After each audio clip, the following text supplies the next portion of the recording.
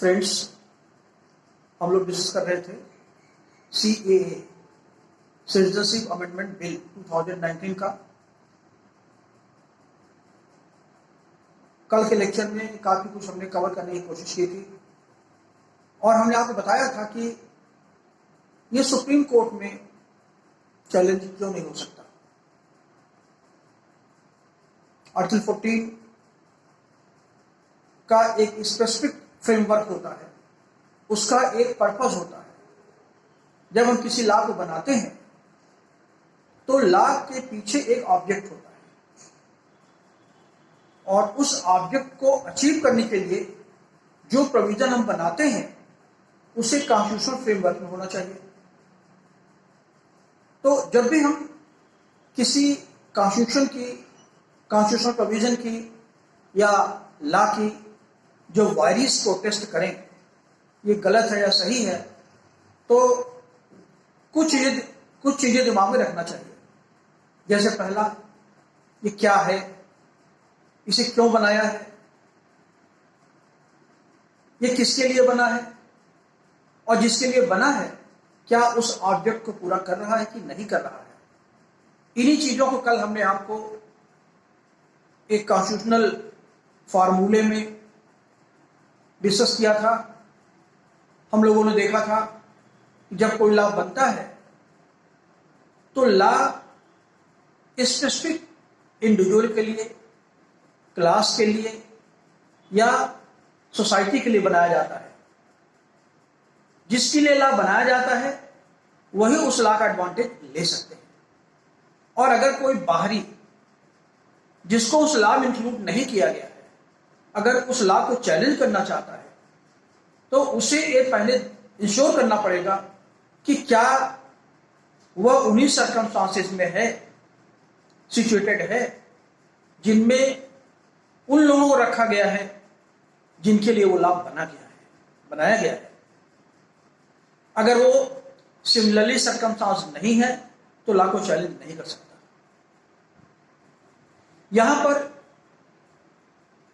2019 में CAA में जो हमने लॉ बनाया है, पार्लियामेंट जो लॉ अमेंड किया है, अमेंडमेंट बिल जो एक्ट बन चुका है, पहले ही बन चुका है, उसको टेस्ट करने के लिए हमने देखा किसके लिए बनाया गया है। उनके लिए बनाया गया है जो पार्टीशन के समय इंडिया नहीं आ पाए थे। वे हिंदू, सिख, क्रिश्चियन, जैन जो आना चाहते थे इंडिया में नहीं आ पाए थे, और वो इंडिया आ चुके हैं, आकर के रह रहे हैं, इलीगली रह रहे हैं, क्योंकि उनके पास या तो वीजा पासपोर्ट नहीं है, डॉक्यूमेंट नहीं है, या डॉक्यूमेंट अगर है तो लैप्स हो चुका है। तो ऐसी सिचुएशन के लिए, क्योंकि सिटीजनशिप एक्ट सेक्शन 5 पार्लियामेंट को पावर देता है, गवर्नमेंट को पावर देता है कि वे ऐसे लोगों को नेशनलिटी दे सकते हैं जो इंडियन ऑरिजिन के हों बेसिकली, या उनकी वाइफ इंडियन ऑरिजिन की हो, तो उनको सिटीजनशिप ग्रांट की जा सकती है। इसके लिए सेक्शन 5 में 7 साल मिनिमम रेजिडेंशियल क्वालिफिकेशन है, जिसमें 1 साल कंटिन्यूस रहना होता है, और यही घटा करके अभी जो अमेंडमेंट बिल लाया गया है उसे घटा करके 5 साल कर दिया गया है। तो 31 दिसंबर 2019 तक 31 दिसंबर 2014 तक जो लोग इंडिया में आ चुके थे और अब रह रहे हैं, तो उनको उनका लीगलाइजेशन करता है, उनका रेगुलाइजेशन करता है। तो ऑर्डिनरी लोगों के लिए 7 साल है, इनके लिए 5 साल है। कल मेरे मुंह से 31 दिसंबर की जगह 24 मार्च निकल गया था, उसको ठीक कर लीजिएगा। तो इतने लोगों को लाया, और क्यों लाया हमने बताया था कि पहले पहचान की जाती है। उनकी पहचान की गई किसके रूप में? ऐसे सिख, ऐसे हिंदू, ऐसे क्रिश्चियन एटसेट्रा जो पाकिस्तान, बांग्लादेश या अफगानिस्तान से आए हैं। ये तो उनकी पहचान होगी आर्टिकल 14 में, इंटेलिजिबल डिफरेंशिया। अब उसके पीछे रीजनेबल नेक्सस क्या है? रीजनेबल नेक्सस ये है कि उनको रिलीजियसली परसिक्यूट किया गया, उनका धार्मिक उत्पीड़न किया गया। तो इस बिल का उद्देश्य ऐसे लोग जो बिल में, एक्ट में नॉमिनेटेड हैं, उनका रिलीजियस परसिक्यूशन इन कंट्रीज में या तो हुआ है या उन्हें डर है, उन्हें फियर है ऐसा हो सकता है। देखिए, दो वर्ड यूज किए गए हैं, let me explain it. Either they have been persecuted on basis of religion or they have got the fear they can be persecuted on the ground of religion। तो जैसे पाकिस्तान है, पाकिस्तान तो इस्लामिक स्टेट है ही, वहां पे ब्लास्फेमी लॉ है, और उसमें अभी एक लेडी क्रिश्चियन थी, मसीही, मुझे नाम नहीं याद आ रहा है, उसका प्रोसिक्यूशन किया था, डर के मारे उसे कनाडा भागना पड़ा। सुप्रीम कोर्ट में जजमेंट दिया, तब भी जो हार्ड कोर रिलीजियस थे उन्होंने कहा कि इसको नहीं रखा जाए, हटाया जाए यहां से, उसको मारने की बात होने लगी। तो पाकिस्तान एक ऐसा स्टेट है जहां पर ये कम्युनिटी सेफ नहीं है, ऐसा गवर्नमेंट का मानना था, ऐसा रियल में ऐसा होता भी है। तो उनके लिए लॉ बनाया गया है। जो लोग ऑलरेडी आ चुके हैं, इस डेडलाइन के फ्रेमवर्क में रह रहे हैं, 31 दिसंबर 2014 से रह रहे हैं, तो उनको रेगुलाइज करने के लिए गवर्नमेंट ने कॉन्स्टिट्यूशन में अमेंडमेंट किया 2019 में, सेक्शन 5 में। तो सेक्शन 5 में जो क्वालिफिकेशन घटा करके 5 साल कर दिया गया, 7 साल की जगह इसको किया उन्होंने सेक्शन 6B में। बाद में एक थर्ड शेड्यूल्ड है सिटीजन एक्ट में, उसमें भी जोड़ दिया गया, उसमें भी कह दिया गया कि 7 साल का अर्थ होगा 5 साल उनके लिए जो इसमें इंक्लूड किए गए, हिंदू, क्रिश्चियन, जैन, बुद्ध एटसेट्रा जो भी रखे गए इसमें। तो अब ये तो प्रोविजन बना दिया उनके लिए, लेकिन बनाने के बाद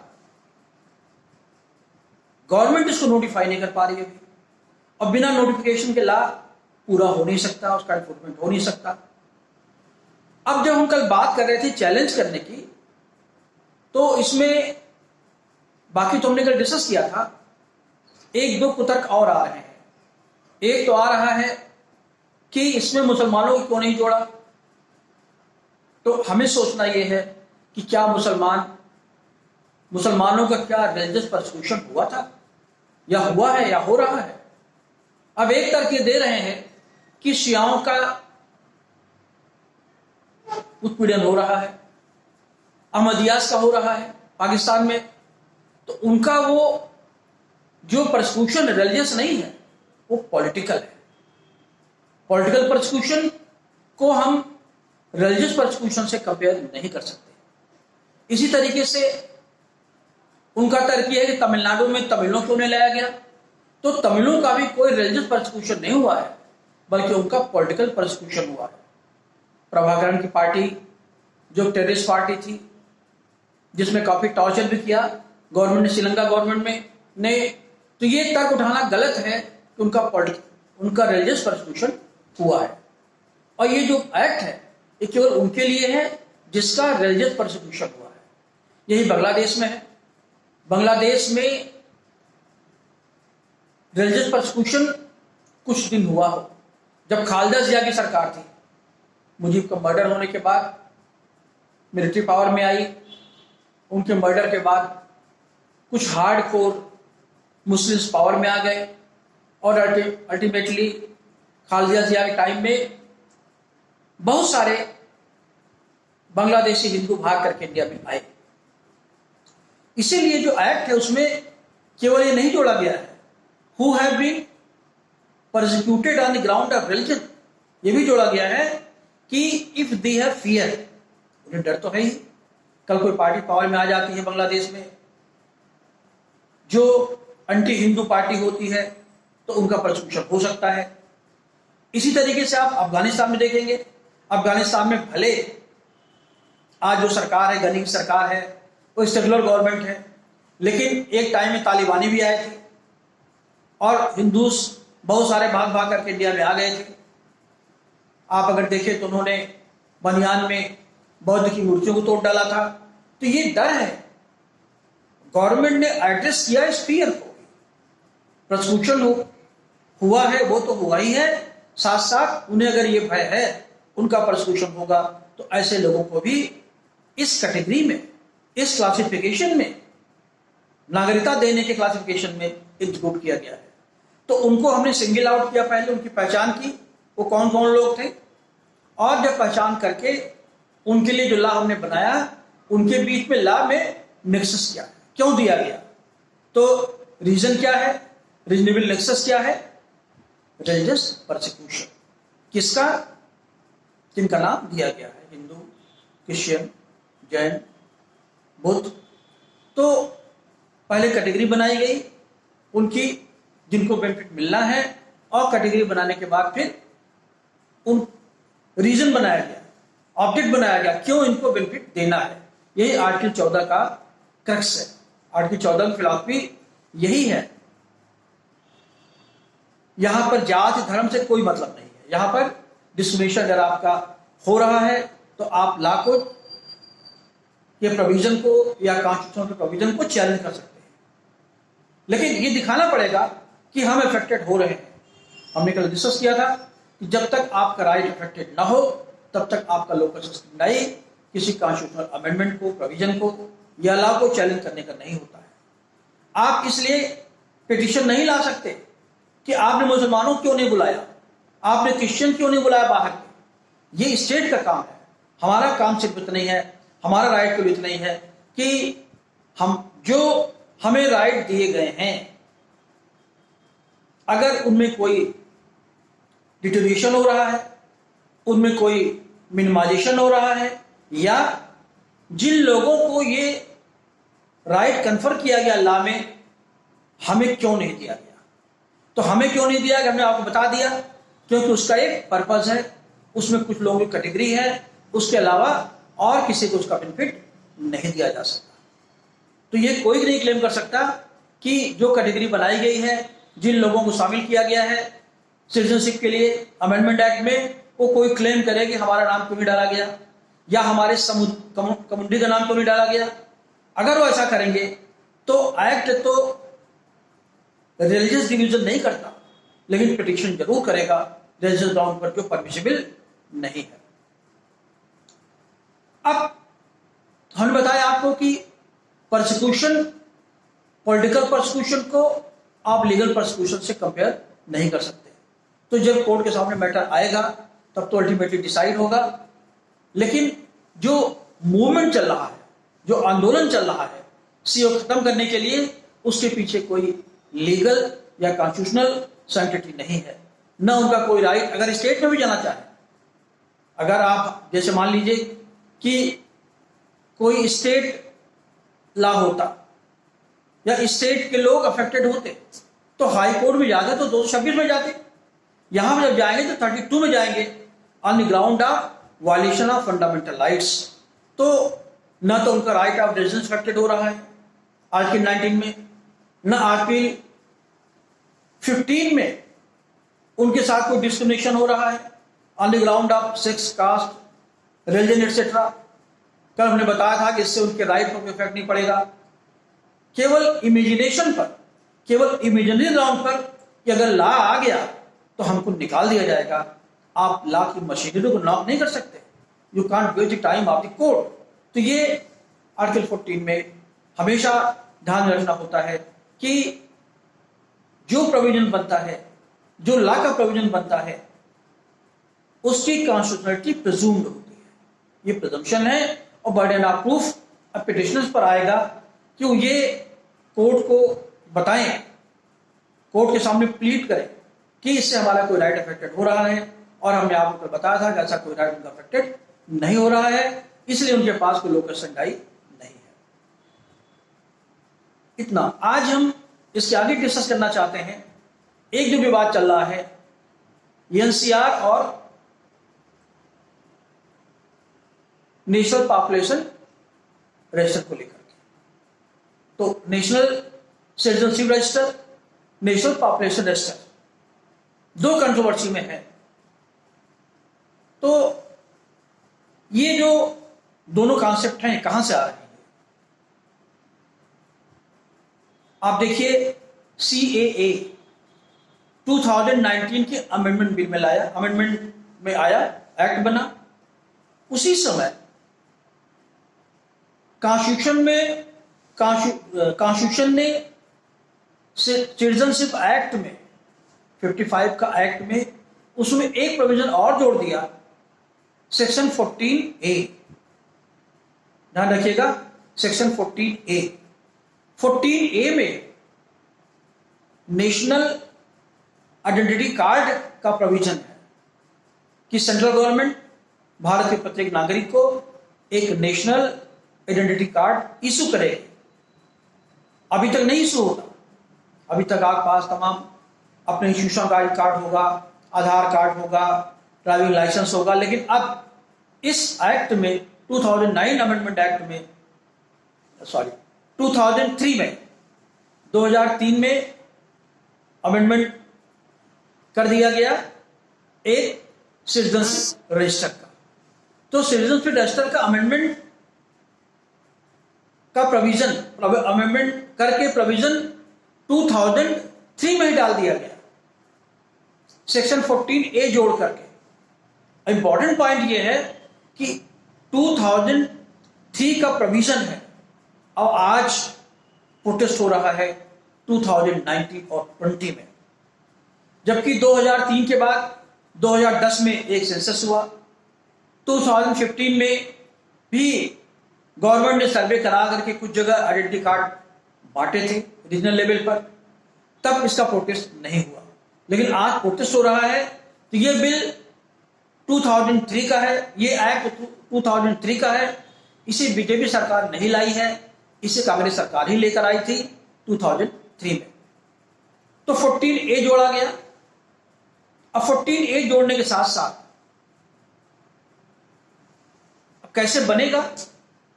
14A तो कहता है कि नेशनल आइडेंटिटी कार्ड इशू करेंगे, लेकिन ये कैसे बनेगा? इसके प्रोसीजर दिया गया है 2003 सिटीजनशिप रूल्स। आप जरूर देखिएगा या नेट पर गूगल कर लीजिएगा।